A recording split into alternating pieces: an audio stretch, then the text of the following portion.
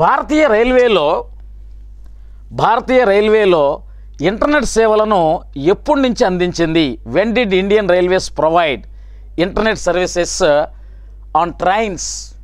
Internet సర్వీసెస్ని భారతీయ రైల్వేలు ఎప్పటి నుంచి అందించింది? ఓకే, సరే, ఫస్ట్ వన్ ఆప్షన్ ఉండమ్మా. జనవరి 26, 1998. Option 2 October 1, 2002. Option 3 April 1, 2003. Option 4 మే 1, 2003. మే 1వ తారీఖున భారతీయ రైల్వేలలో ఇంటర్నెట్ సేవలు అందించారు. అప్పటి నుంచి మనకు ఆ రైలు ఎంత వేగంతో పోతుందో ట్రైన్లోనే కూర్చొని మనం చూడొచ్చును. ఏ బోగీలో ఉన్నాము కూడా మనకు ఇంటర్నెట్ సేవల ద్వారా తెలుస్తుంది. ఎప్పుడు ట్రైన్ వస్తుంది, ఓకేనా, where is my train app అంటాం మనం. ట్రైన్ ఎప్పుడు వస్తుంది, ఏ పట్టా మీదకి వస్తుంది, ఇవన్నీ కూడా తెలుసుకోవచ్చు. రాబోయే రోజుల్లో ఓకేనా ఏరోప్లేన్లో కూడా ఇంటర్నెట్ సేవలు పెట్టాలని కొన్ని రకాల ఉపగ్రహాలను వదులుతున్నారు. దాని ద్వారా హాయిగా మనం ఆకాశంలో ప్రయాణం చేసేటప్పుడు కూడా ఇంటర్నెట్తో మనకు కావాల్సిన సమాచారం సేకరించుకుని వెళ్ళిపోవచ్చు అనమాట. కాబట్టి ఇది ఒక వినూత్నమైనటువంటి కార్యక్రమం అని గుర్తుపెట్టుకోండి. ఓకే, అదేవిధంగా నెక్స్ట్ క్వశ్చన్ చూడమ్మా. భారతదేశంలో ఎరువుల విధానం గురించి ఈ క్రింది ప్రకటనలు పరిగణించండి. Consider the following statements about fertilizer policy in India. Fertilizer policy of ఇండియాలో ఏ విధానం అనేది కరెక్ట్గా ఉందో చూసుకోవాలి మనం. Option 1 fertilizer subsidies directly transfer to farmers bank account. అంటే ఎరువుల సబ్సిడీ నేరుగా రైతుల బ్యాంకు ఖాతాలకు జమ అవుతుంది. Option 2 currently there is no limit on the amount of subsidized fertilizers each farmer can buy. ప్రస్తుతం ప్రతి రైతు కొనుగోలు చేసే సబ్సిడీ ఎరువుల మొత్తానికి పరిమితి లేదు, ఎంతైనా కొనుగోలు చేసుకోవచ్చు, దానికి ఆ సబ్సిడీ పరిమితి లేదు. యూరియేతర ఎరువుల విషయంలో ఎంఆర్పిని క్రమబద్ధీకరించలేరు. యూరియేతర అంటే యూరియా కాకుండా ఇతర ఎరువుల విషయంలో చూస్తే ఎంఆర్పిని క్రమబద్ధీకరించలేదు. వీటిల్లో ఏది కరెక్ట్ అయినటువంటి స్టేట్మెంట్ అంటే ఓకేనా, జనరల్ మనం చూస్తే 2 మాత్రమే కరెక్ట్ అయినటువంటిది. వీటిలో జనరల్ మనం చూస్తే ఓకేనా, ఎరువుల సబ్సిడీ నేరుగా రైతుల ఖాతాలో జమ అవ్వదు, ఇది అవుతుందని చెప్పాడు. యూరియేతర ఎరువుల విషయంలో ఎంఆర్పిని క్రమబద్ధీకరించలేరు అని చెప్పాడు మామూలుగా. ఓకేనా, క్రమబద్ధీకరించలేదు అంటే ఎంఆర్పిని క్రమబద్ధీకరించారు. ప్రస్తుతం ప్రతి రైతు కొనుగోలు చేసే సబ్సిడీ ఎరువుల మొత్తానికి పరిమితి లేదు. So second one is the right answer. అంటే ఓన్లీ 2 అనేది రైట్ ఆన్సర్ మాత్రమే అని గుర్తుపెట్టుకోండి. Only 2 right. నెక్స్ట్ క్వశ్చన్ అమ్మా. Hi, hello, good morning. నేను మీ Dharni sir, economy senior faculty. So Harshit ఇన్స్టిట్యూట్లో ఒక గొప్ప ఆఫర్ జరుగుతుంది. ఏందా ముఖ్యమైనటువంటి ఆఫర్ అంటే గ్రూప్ 2 మెయిన్స్కి సంబంధించినటువంటి పేపర్ ఎక్స్ప్లెనేషన్ అనేది హర్షిత్ ఇన్స్టిట్యూట్లో ప్రధానంగా ఆయా లెక్చరర్స్ ఇస్తున్నటువంటి ఎక్స్ప్లెనేషన్. అది ఆల్రెడీ హిస్టరీ, అదేవిధంగా పాలిటీ, సైన్స్ అండ్ టెక్నాలజీ ఈ పేపర్లన్నీ కూడా ఎక్స్ప్లెనేషన్లు అయిపోయినాయి. అదేవిధంగా ఎకానమీ కూడా అయిపోయింది. ఎకానమీకి సంబంధించి 12 పేపర్లను మేము కాంప్రహెన్సివ్ అనాలిసిస్ మోడల్లో ఎక్స్ప్లెయిన్ చేస్తున్నాం. అంటే విశ్లేషణాత్మకమైనటువంటి విశ్లేషణ ఇది. అంటే దాదాపు 900 క్వశ్చన్స్ ఇండియన్ అండ్ ఏపీ ఎకానమీలో కవర్ అయ్యేదానికి అవకాశం ఉంది. ఒక్కొక్క పేపర్లో 75 క్వశ్చన్లు మేము స్వయంగా కూర్చొని హర్షిత్ ఇన్స్టిట్యూట్లో కొన్ని రాత్రులు గడిపి ఈ క్వశ్చన్లన్నింటిని కూడా డిజైన్ చేయడం జరిగింది. సో దాదాపు నాకున్న మొత్తం ఎక్స్పీరియన్స్ నా దగ్గర క్లియర్లీ 2-3 లక్షల మంది విద్యార్థులు ఈ గ్రూప్ 2 కోచింగ్ తీసుకున్నటువంటి విద్యార్థులు ఉన్నారు.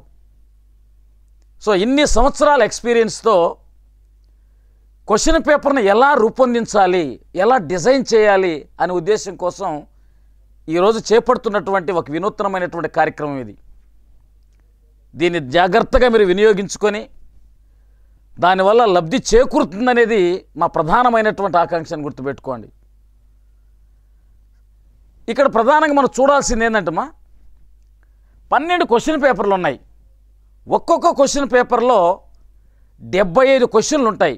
ఇండియన్ అండ్ ఏపీ ఎకానమీ స్వయంగా నేనే ఆ క్వశ్చన్ పేపర్ మొత్తాన్ని డిజైన్ చేసి విద్యార్థుల యొక్క నాడిని ఆధారం చేసుకొని దాదాపు 10 సంవత్సరాల పేపర్లలో వచ్చిన క్వశ్చన్ల యొక్క ఆ మార్పుని ఆధారం చేసుకొని ఈ క్వశ్చన్ల మొత్తాన్ని కూడా డిజైన్ చేయడం జరిగింది. సో ఇటువంటి కార్యక్రమం మన తెలుగు 2 రాష్ట్రాలు ఎక్కడా కూడా లేనటువంటి కార్యక్రమం. దీన్ని మీరు జాగ్రత్తగా ఉపయోగించుకుంటే రాబోయే రోజుల్లో విజేతలు అవ్వడానికి అవకాశం ఉంటుంది. ఇది ఒక మంచి అవకాశం అనుకోవాలి. హర్షిత్ ఇన్స్టిట్యూట్ వాళ్ళు మన కోసం ప్రవేశపెట్టినటువంటి ఒక వినూత్నమైనటువంటి కార్యక్రమం. దీన్ని ప్రతి ఒక్కరు వినియోగించుకోవాలి. ఈ వీడియోని చూడండి, చూసిన తర్వాత వీడియోని లైక్ చేయండి. అవసరమైతే బాగుందనుకుంటే ఒక 10 మందికి వీడియోని షేర్ చేయండి. అన్ని అంశాలు పరిశీలించి బాగుందంటేనే షేర్ చేయండి. సో ఈ విధమైనటువంటి కార్యక్రమం ఇది. సో ఈ కార్యక్రమానికి వాళ్ళు డిజైన్ చేసినటువంటి అంశం చూస్తేమా 999 రూపాయలు యాక్చువల్గా అయితే, కానీ ఫెస్టివల్ ఆఫర్ కింద దీన్ని 299 రూపాయలకి ఇస్తున్నారు. సో ఈ పండగ సందర్భంగా వచ్చినటువంటి ఒక చిరు కానుక అనుకోండి, పండుగ కానుకిది. నెక్స్ట్ రాబోయే పండుగలు మీరు ఉద్యోగస్తులుగా ఉంటారని ఒక చిరు కానుకను హర్షిత్ ఇన్స్టిట్యూట్ వాళ్ళు మీకోసం దాన్ని డిజైన్ చేశారు. ప్రతి ఒక్కరు ఉపయోగించుకోండి. ఇంతకంటే మంచి అవకాశం మనకు రాదు. ఒకసారి ఆ పేపర్ మీరు వినండి, ఎక్స్ప్లెనేషన్ ఎలా ఉంటుందో. మరి ఎక్కడా లేనటువంటి ఎక్స్ప్లెనేషన్, ప్రతి అంశాన్ని 4 ఆప్షన్స్ని ఎక్స్క్లూజివ్గా ప్రతి ఆప్షన్ని వివరిస్తూ క్వశ్చన్ పేపర్ ఎక్స్ప్లెయిన్ చేశాం. కాబట్టి గ్రూప్ 2 రాస్తున్నటువంటి మిత్రులారా, ఈ మంచి అవకాశాన్ని మీరు మాత్రం జారవిడుచుకోకండి. మరలా రాదు, అవకాశం మరలా రాదు, టైం మరలా రాదు.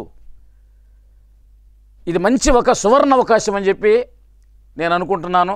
జాగ్రత్తగా దీన్ని వినియోగించుకొని ప్రతి ఒక్కరికి దీన్ని షేర్ చేస్తారని మనసారా కోరుకుంటూ సెలవు తీసుకుంటున్నాను. Thank you. Consider the following statement regarding Agricultural Produce and Market Committee APMC Act 2003. వ్యవసాయ ఉత్పత్తి మరియు మార్కెట్ కమిటీ చట్టం 2003కు సంబంధించిన క్రింది ప్రకటనలను పరిగణించండి.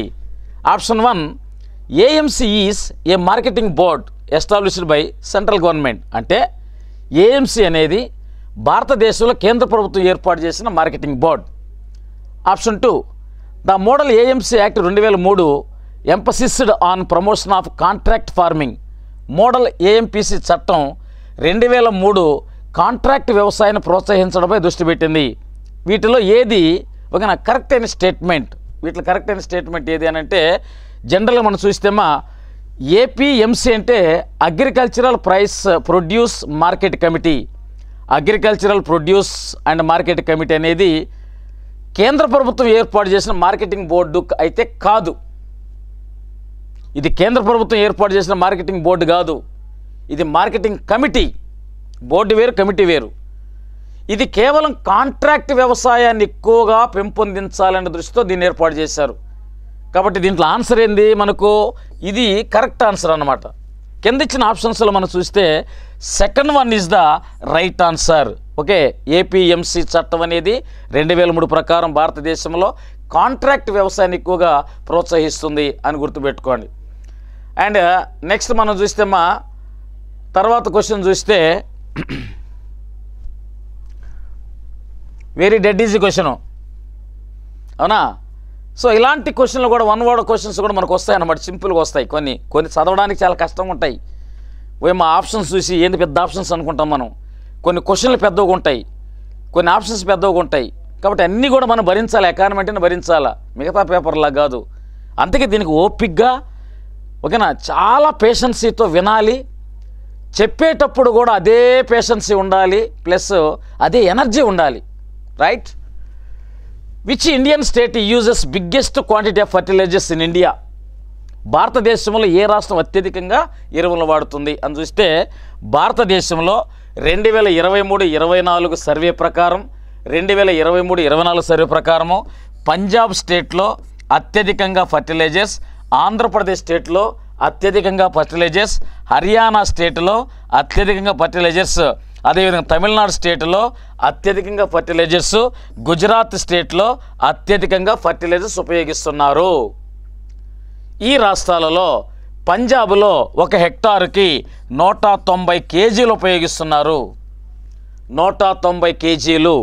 ఆంధ్రప్రదేశ్లో 178 కేజీలు ఉపయోగిస్తున్నారు. 178.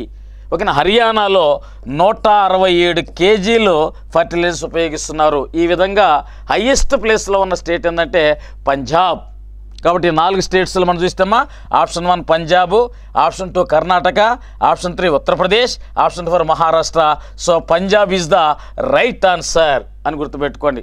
ఓకే, రైట్ అమ్మా. నెక్స్ట్ బిట్ చూద్దాం. నెక్స్ట్ బిట్ చూడండమ్మా. With reference to minimum support price consider the following. కనీస మద్దతు ధరలకు సంబంధించి ఈ క్రింది వాటిని పరిగణించండి. చూడండి ఒకసారి అమ్మా జాగ్రత్తగా. స్టేట్మెంట్లు 3 స్టేట్మెంట్లు ఉన్నాయి. ఎంఎస్పికి సంబంధించిన స్టేట్మెంట్లు, మినిమం సపోర్టింగ్ ప్రైస్ కనీస మద్దతు ధరకు సంబంధించిన సపోర్ట్లు ఓకేనా 3 ఉన్నాయి. దాంట్లో ఒకటి, MSP determined region wise and state wise as input cost of crop varies. Okay, the wise ఓకేనా. పంట యొక్క ఇన్పుట్ ఖర్చు. ఇన్పుట్ ఖర్చు అంటే ఏంది? పంటలు పండించడానికి అయ్యే ఖర్చు, ఉత్పాదకాల ఖర్చు అంటాం మనం, ముడి పదార్థాల ఖర్చు రాష్ట్రాల వారీగా మారుతూ ఉంటుంది. కాబట్టి ఎంఎస్పి ప్రాంతాల వారీగా, రాష్ట్రాల వారీగా నిర్ణయించబడుతుంది. అవునా? చూద్దాం. Second one, all types of pulses are covered under the minimum support price. అన్ని రకాల పప్పు ధాన్యాలంట ఎంఎస్పిలో కవర్ అవుతాయంట, దాని కిందకు వస్తాయంట. Option 3, the government is legally bound to pay MSP for all the crops for which the MSP is announced. MSP ప్రకటించిన అన్ని పంటలకు ఎంఎస్పిని చెల్లించడానికి ప్రభుత్వం చట్టబద్ధంగా కట్టుబడి ఉంది. చూడమ్మా, ఇక్కడ ఏం చెప్తున్నాం? ఇక్కడ మనం ఎంఎస్పికి ఈ క్రింది వానిలో సరైనటువంటిది ఏది?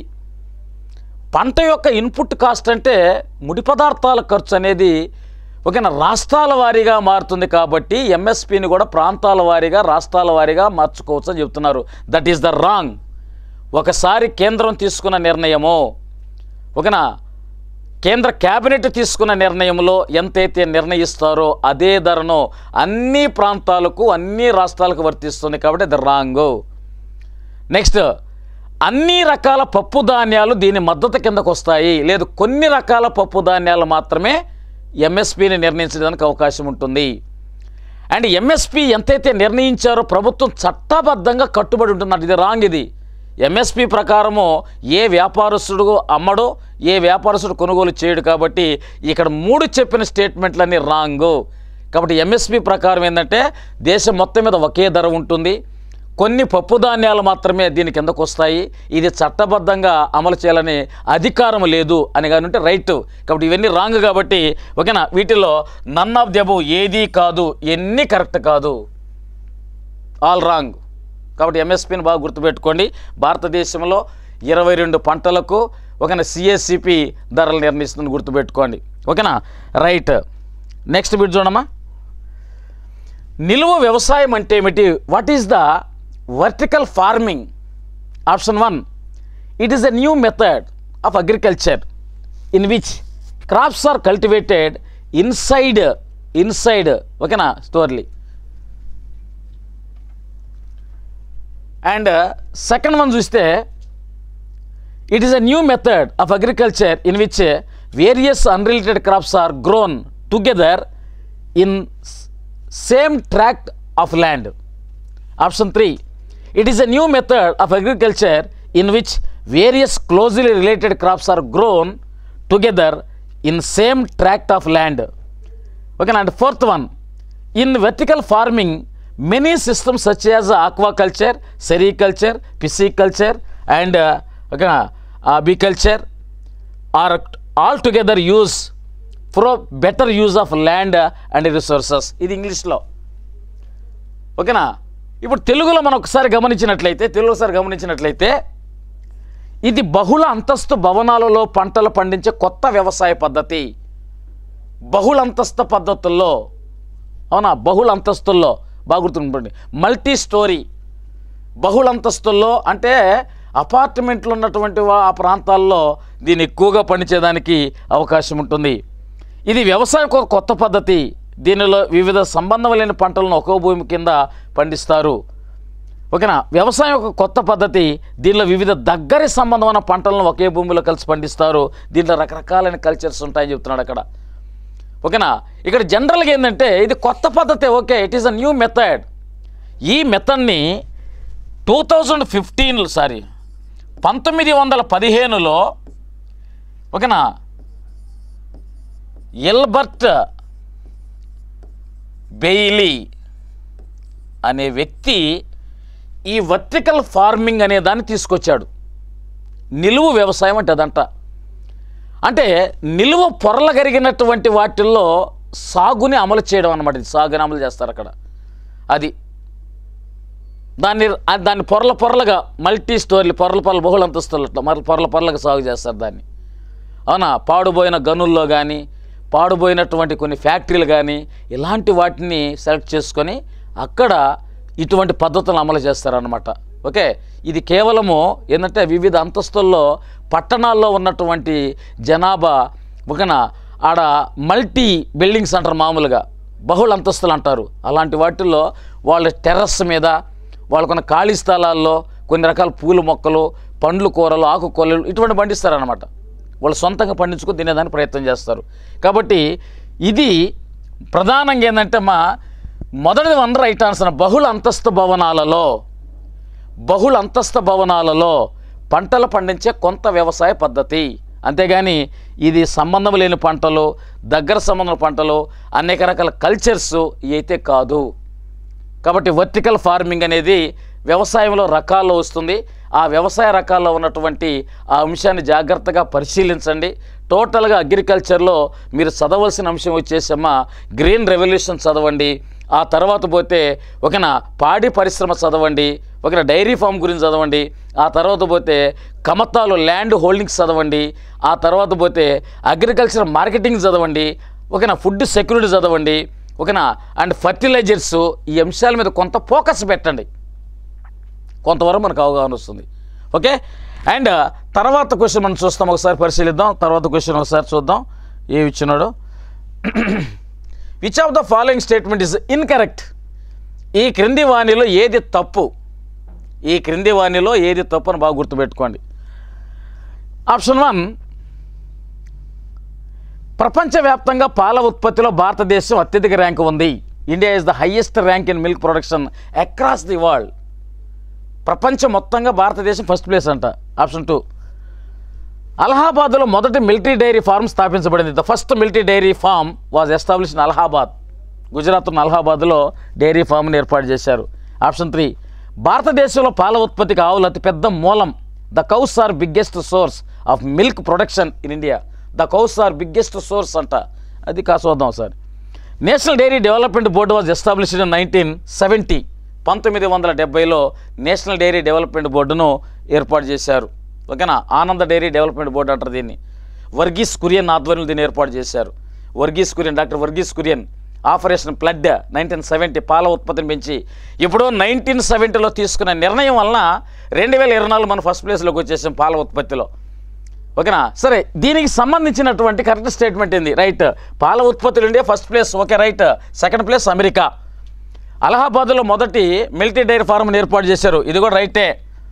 ఓకేనా జాతీయ డైరీ డెవలప్మెంట్ బోర్డు 1970. ఇది కూడా రైటే. 1970 బాగా గుర్తుపెట్టుకుని 1970 ఏర్పాటు చేశారు. పాల ఉత్పత్తికి ఆవులు ఒకటే మూలం కాదు, గేదెలు కూడా మూలమే. కాబట్టి ఇది రాంగ్ ఆన్సర్. ఇది రాంగ్. ఈ స్టేట్మెంట్ రాంగ్. అందుకని ఈ క్వశ్చన్లో ఓకేనా రాంగ్ ఆన్సర్ ఏదంటే 3వ ఆన్సర్ రాంగ్ ఆన్సర్ అన్నమాట. ఇది దట్ ఈజ్ ద రిజల్ట్. అది మనకు ఉన్నటువంటి answer wrong 3. Okay right. Next question చూడమ్మా. భారతదేశంలో మొదటి వ్యవసాయ విద్యాలయం స్థాపించబడింది. భారతదేశంలో మొదటి వ్యవసాయ విశ్వవిద్యాలయం ఎక్కడ స్థాపించబడింది? Option 1 Jabalpur. Option 2 Kanpur. Option 3 Faizabad. Option 4 పంత్నగర్. పంజాబ్లో ఉన్నటువంటి పంత్నగర్. ఎక్కడ ఏర్పాటు చేశారు? ఓకేనంటే దీన్ని పంత్నగర్లో ఏర్పాటు చేశారు. మొదటి వ్యవసాయ విశ్వవిద్యాలయం మొదటి వ్యవసాయ విశ్వవిద్యాలయం, బాగా గుర్తుపెట్టుకోండి, పంతనగర్లో దీన్ని ఏర్పాటు చేశారు. ప్రస్తుతం భారతదేశంలో 2023-24 సర్వే ప్రకారము ఒక 3 సెంట్రల్ అగ్రికల్చరల్ యూనివర్సిటీస్ అండ్ ఒక 4 deemed universities, 63 state wise universities ఉన్నాయి, అగ్రికల్చరల్ యూనివర్సిటీస్. ఓకేనా, 3 central universities, 4 deemed universities and 63 state wise agricultural universities ఉన్నాయి. ఓకేనా, ఈ మొత్తం కూడా యూనివర్సిటీస్ అంతా కూడా దేని ఆధ్వర్యంలో ఉంటాయంటే ఇండియన్ కౌన్సిల్ అగ్రికల్చరల్ రీసెర్చ్ కింద పనిచేస్తుంటాయి. ICAR, Indian council of agricultural research, Indian council of agricultural research యొక్క ఆధ్వర్యంలో ఈ యూనివర్సిటీ పనిచేస్తుంటాయి. సో ఈ క్వశ్చన్లో రైట్ ఆన్సర్ ఏంటంటమ్మా పంతనగర్ అని గుర్తుపెట్టుకోండి. Okay right. నెక్స్ట్ తర్వాత క్వశ్చన్ ఒకసారి చూడండి. తర్వాత క్వశ్చన్ అమ్మా, the price at which the government purchases food grains for maintaining the public distribution system and for building up buffer stocks are known as. Okay, ప్రజా పంపిణీ వ్యవస్థను నిర్వహించడానికి మరియు బఫర్ నిల్వలను నిర్మించడానికి ప్రభుత్వం ఆహార ధాన్యాలను కొనుగోలు చేసే ధరను ఏమంటారు? చూడండి, ప్రజా పంపిణీ వ్యవస్థను నిర్వహించడానికి, బఫర్ నిల్వలను నిర్మించడానికి భారత ప్రభుత్వం ఆహార ధాన్యాలను కొనుగోలు చేసేదానికి ఉపయోగించే ధర. అవునా, ఇక్కడ చూడమ్మా, భారతదేశంలో సిఏసిపి 3 రకాల ధరలను ప్రకటిస్తుంది. ఒకటి minimum supporting price, minimum issued price, minimum procuring price. 3 ధరలు బాగా గుర్తుపెట్టుకోండి. ఒకటి కనీస మద్దతు ధరలు, 2 కనీస జారీ ధరలు, 3 కనీస సేకరణ ధరలు. అవునా, ఈ కనీస మద్దతు ధరలు ఎవరి కోసం ఏర్పాటు చేస్తుంది? రైతుల కోసం ఏర్పాటు చేస్తుంది, రైతుల కోసం. రైట్. అదేవిధంగా కనీస జారీ ధరలు ఏంటంట? కనీస జారీ ధరలు బాగా గుర్తుపెట్టుకోండి. ఓకేనా, ఈ కనీస జారీ ధరలు ఎవరి కోసం చేస్తారంటే ఓకేనా, వీటిని ఎక్కువగా కేంద్ర ప్రభుత్వం, రాష్ట్ర ప్రభుత్వాలకు అన్నమాట జారీ ధరలు. ఓకేనా, అంటే వ్యాపారస్తులు ఆ యొక్క ధాన్యాలను కొనుగోలు చేయడానికి ప్రభుత్వం ఒక ధరను ప్రకటిస్తుంది, జారీ, ఇష్యూ ప్రైస్ అంట మనం, మినిమం ఇష్యూ ప్రైస్. ఓకేనా, వ్యాపారస్తుల కోసము ఈ యొక్క ధరలను సిఏసిబి ప్రకటిస్తుంది, వ్యాపారస్తుల కోసం. చూడండి, రైతుల కోసం ప్రకటించే ధర ఎంఎస్పి, వ్యాపారస్తుల కోసం అంటే పండిన పంటను కొనుగోలు చేయడానికి ప్రభుత్వం నిర్ణయిస్తుంది, ఈ ధర వద్ద కొనుగోలు చేయాలి, దాన్ని మనం ఇష్యూ ప్రైస్ అంటాం మనం. అదేవిధంగా ప్రొక్యూరింగ్ ప్రైస్ దేనికోసం అంటే కేంద్రం రాష్ట్రాలకు ప్రకటిస్తుంది. ఏమని ప్రకటిస్తుంది? మా వద్ద ఆహార ధాన్యాలు ఉన్నాయి, మీరు వాటిని కొనుగోలు చేసుకోండి అని ప్రకటిస్తుంది. లేదా రైతుల వద్ద ఆహార ధాన్యాలు మిగులుంటే వాటిని కొనుగోలు చేయడానికి కూడా ఈ ధర ప్రకటిస్తుంది. దీన్ని సేకరణ ధర అంటాం మనం, సేకరణ ధర. అవునా, అంటే కేంద్ర ప్రభుత్వము ప్రజా పంపిణీ వ్యవస్థ కోసము, బఫర్ నిల్వల కోసం ప్రకటించే ధరనే ఏమంటామంటే సేకరణ ధర. బాగా గుర్తుపెట్టుకోండి, ప్రజా పంపిణీ వ్యవస్థ కోసము కేంద్రం రాష్ట్రాలకు ప్రకటించే ధరను గుర్తుపెట్టుకోండి. ఒకటేమో రైతులకి, రెండోదేమో వ్యాపారస్తులకి, మూడోది కేంద్ర రాష్ట్రాలు ప్రకటిస్తుంది. రాష్ట్రాలకు ఎందుకు ప్రకటిస్తుంది?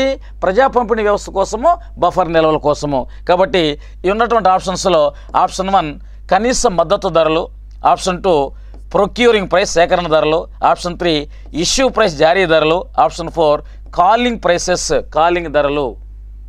ఓకేనా, కాలింగ్ ధరలు వచ్చేసి మామూలుగా ఏంటంటే కొన్ని రకాల తయారీ వస్తువులు ప్రకటించే ధరలు కాలింగ్ ప్రైసెస్ అంటాం మనం.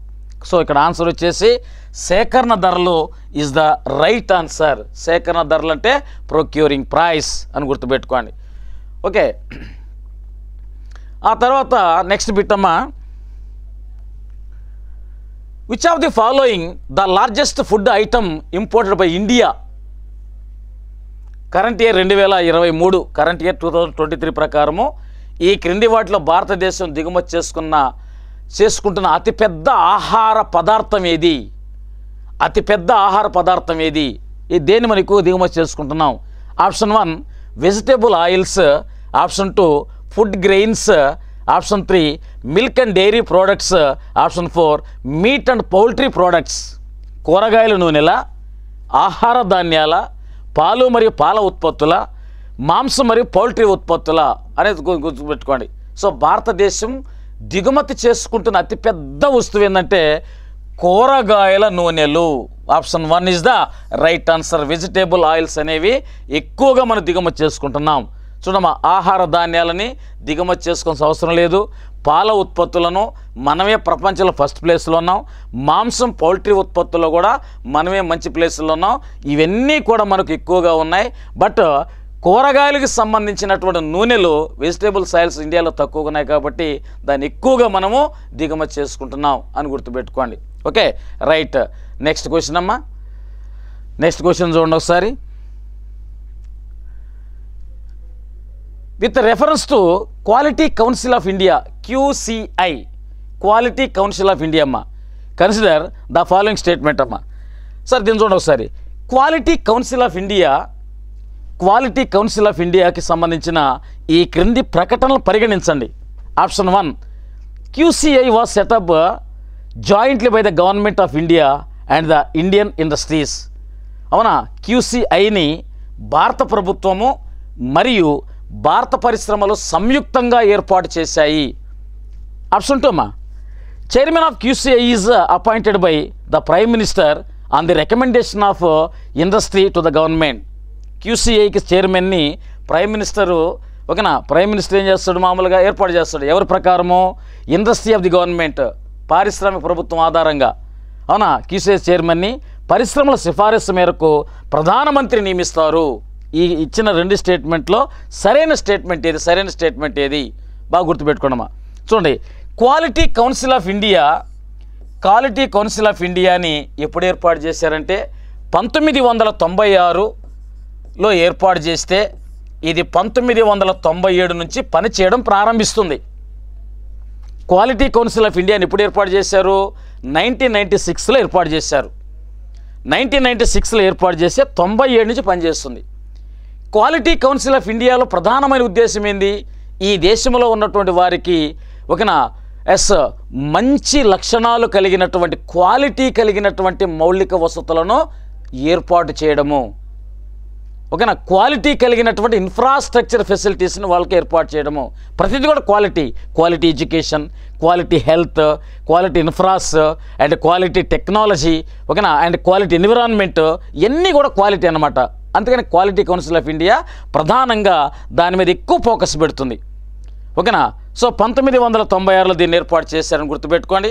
1996లో దీన్ని ఎవరు ఏర్పాటు చేశారని ప్రధానమంత్రి ఎవరి రికమెండేషన్ ప్రకారమో, ఇండియన్ ఇండస్ట్రీ రికమెండేషన్ ప్రకారమో, భారత పరిశ్రమల శాఖ ఆధ్వర్యములో, భారత పరిశ్రమల శాఖ యొక్క సిఫారసుతో ప్రధానమంత్రి ఏర్పాటు చేశారు.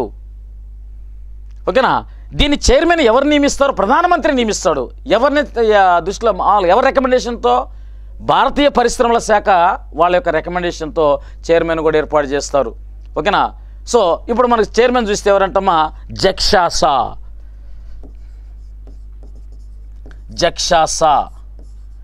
ఈయన present chairman. Quality council of ఇండియాకి చైర్మన్ ఎవరంటే జక్షాసా. బాగా గుర్తుపెట్టుకోండి, ఇది జాగ్రత్త గుర్తుపెట్టుకోండి. ఓకేనా. సో ఇది క్వాలిటీ కౌన్సిల్ ఏంటమ్మా? ఈ రెండింటి స్టేట్మెంట్లో మనం చూస్తే రెండు కరెక్టే, both are you right. Option 3 is the right answer. Option 3 is the right answer. Okay. And next question అమ్మా.